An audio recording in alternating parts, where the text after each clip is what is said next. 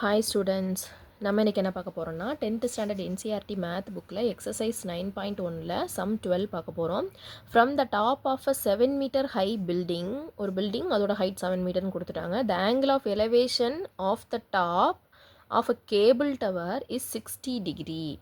Okay, அதுக்கடுத்து என்ன கொடுத்துருக்காங்கன்னா the angle of depression of its foot is 45 degree அப்படின்னு கொடுத்துருக்காங்க. Determine the height of the tower அப்படின்னு கொடுத்துருக்காங்க.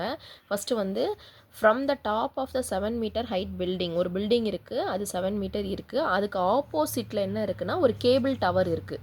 அந்த டாப்பில் நின்று அந்த கேபிளோட டாப்பை பார்க்கும்போது தான் 60 டிகிரி ஃபார்ம் ஆகுது.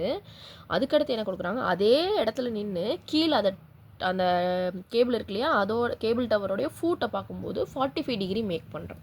இந்த டயக்ராம் வரைஞ்சும் போது உங்களுக்கு கொஞ்சம் ஈஸியாக இருக்கும். கொஸ்டினில் என்ன கொடுத்துருக்கு நான் ரீட் பண்ணுறேன், அதே மாதிரி இங்கே வந்து டயக்ராமும் நான் ட்ரா பண்ணுறேன், கவனிங்க.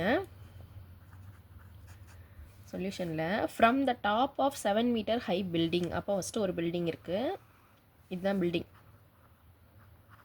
இது வந்து என்னவா கொடுத்துருக்கு, 7 மீட்டர் ஹை, சரியா? 7 மீட்டர் ஹைட்டில் இருந்து high bill the angle of elevation of the top of the cable tower. அப்போ இங்கே ஏதோ ஒரு கேபிள் டவர் இருக்குதுன்னு சொல்லியிருக்காங்க. ரெண்டுமே கிரவுண்டில் ஈக்குவலான இடத்துல தான் இருக்கும்.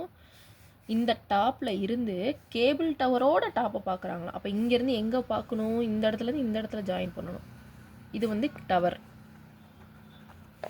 ஓகே, ஜாயின் பண்ணிட்டோம் அப்படின்னா நமக்கு எலவேஷன், ஆங்கிள் ஆஃப் எலவேஷன் எங்கே மேக் ஆகும் பாருங்கள், ஈக்குவல் டிஸ்டன்ஸில் இருந்து தான் ஆங்கிள் ஆஃப் எலவேஷன் வரும். அப்போ இந்த இடம் தான் என்ன டிகிரி, 60 டிகிரி கொடுத்துருக்காங்க. ஓகே, அதுக்கடுத்து என்ன கொடுத்துருக்குறாங்கன்னா the angle of depression of its foot. அப்போ இதே டவருடைய ஃபூட்டை பார்க்குறாங்க. இங்கேருந்து இதே பில்டிங்கோட டாப்பில் இருந்து ஃபூட் இந்த இடத்துல பார்க்குறாங்க. பார்க்கும்போது என்ன டிப்ரெஷன் என்ன ஆகுதா, 45 டிகிரி. அப்போ இங்கே என்ன டிகிரி வருதா, 45 degree. Determine the height of the tower. இந்த டோட்டல் லென்த் இருக்கு இல்லையா, இதை தான் கால்குலேட் பண்ண சொல்லியிருக்கிறாங்க. ஓகேவா? நம்ம இப்போ என்ன செய்ய போகிறோம்னா ஃபஸ்ட்டு இது ரெண்டுமே கிரவுண்டு தானே, அப்போ இதையும் ஜாயின் பண்ணிக்கலாம். ஓகே, இப்போ தெரிஞ்சது எல்லாத்தையும் எழுதிட்டோம், ரிமைனிங் தெரியாததை மட்டும் கண்டுபிடிக்க போகிறோம். இந்த சைடு 7 மீட்டர் மென்ஷன் பண்ணியாச்சு. அப்போ இந்த சைடு என்னவா இருக்கும், இங்கே 7 மீட்டர் தான் இருக்கும். ஓகேவா? அதுக்கடுத்து இந்த இடத்துல பாருங்களேன், இங்கே வந்து என்ன ஒரு ப்ராப்பர்ட்டி யூஸ் பண்ணுவோம், இங்கே வந்து 45 டிகிரி வருதுன்னா இது அல்டர்னேட் ஆங்கிள், இங்கேயும் 45 டிகிரி தான் வரும். கரெக்டாக புரியுதா?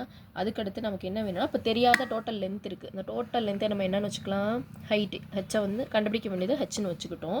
டோட்டல் ஹெச் ஒரு பர்டிகுலர் வந்து 7 இருக்குது. அப்போ இந்த லென்த் மட்டும் என்னவா வரும், டோட்டல் ஹெச்சிலேருந்து 7 சப்ட்ராக்ட் பண்ணோம்னா கிடைக்கிறது தானே இந்த லென்த்து. அவ்வளோதான். இப்போ எல்லாத்துக்கும் நேம் வச்சுக்கலாமா, எப்படி வச்சுக்கலாம், ஏ, இது ஒரு பி, இது சி, இது டி, இது இ. இங்கே என்ன ஆங்கிள் மேக் ஆகும் பாருங்கள், 90 டிகிரி மேக் ஆகும். அப்போ இங்கே என்ன ஆங்கிள் மேக் ஆகும், இங்கேயும் 90 டிகிரி மேக் ஆகும். ஏன்னா பர்பண்டிகுலர் ஆங்கிள்ஸ் இது. இப்போ செய்ய ஸ்டார்ட் பண்ணுவோமா?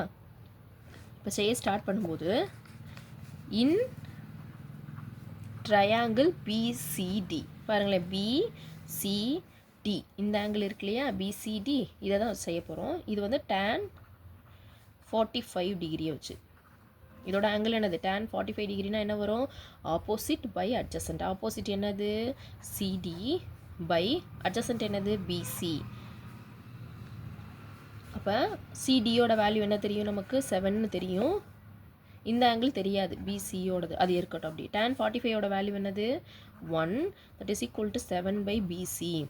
தட் இஸ் ஈக்குவல் டு பிசியோட வேல்யூ என்ன கிடச்சிருச்சு டைரெக்டாக, பிசி இங்கே போய் பிசி இந்த கொண்டு போயிட்டு 7 கீழே கொண்டு வந்துட்டால் 7/1 கிடைக்கும். அதோட வேல்யூ என்னது, 7 மீட்டர்.